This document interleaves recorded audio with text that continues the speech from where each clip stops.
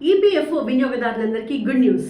Advance క్లెయిమ్స్కి సంబంధించి auto settlement లిమిట్ని ఎంప్లాయీస్ ప్రావిడెంట్ ఫండ్ ఆర్గనైజేషన్ పెంచింది.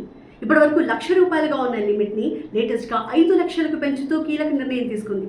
దీనివల్ల ఈపీఎఫ్ఓ వినియోగదారులందరూ కూడా చాలా వేగంగా, అంటే అక్షరాల 3 రోజుల్లోనే తమ అవసరాలకి డబ్బుని పొందగలుగుతారు. రెగ్యులర్ క్లెయిమ్ సెటిల్మెంట్స్ని వేగవంతం చేయడానికి కోవిడ్ టైంలో, అంటే ఏప్రిల్ 2020లో ఈ ఆటో సెటిల్మెంట్ విధానాన్ని ప్రవేశపెట్టారు.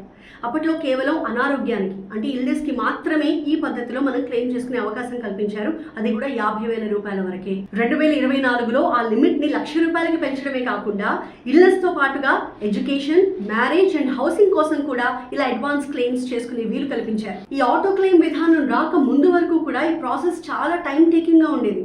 ఎందుకంటే మనం ఫిజికల్గా ఈపీఎఫ్ఓ ఆఫీస్కి వెళ్లాల్సి వచ్చేది. అక్కడ అధికారులంతా మాన్యువల్గా ప్రతిదీ చెక్ చేసిన తర్వాత వాళ్ళు అప్రూవల్ ఇచ్చేవారు.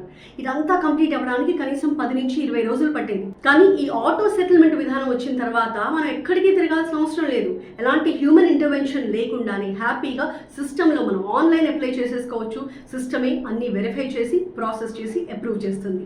లేటెస్ట్గా కేంద్ర మంత్రి మన్సుఖ్ మాండవీయ చేసిన ప్రకటన తర్వాత మనకు అర్థమయ్యేది ఏంటంటే, ఈ ఆటో సెటిల్మెంట్ విధానం ద్వారా మనం అడ్వాన్స్ క్లెయిమ్స్ ని ₹5 లక్షల వరకు పొందొచ్చు. అది కూడా 3 రోజుల్లోనే మన అవసరానికి తగ్గట్టుగా మన డబ్బు మన చేతికి అందుతుంది.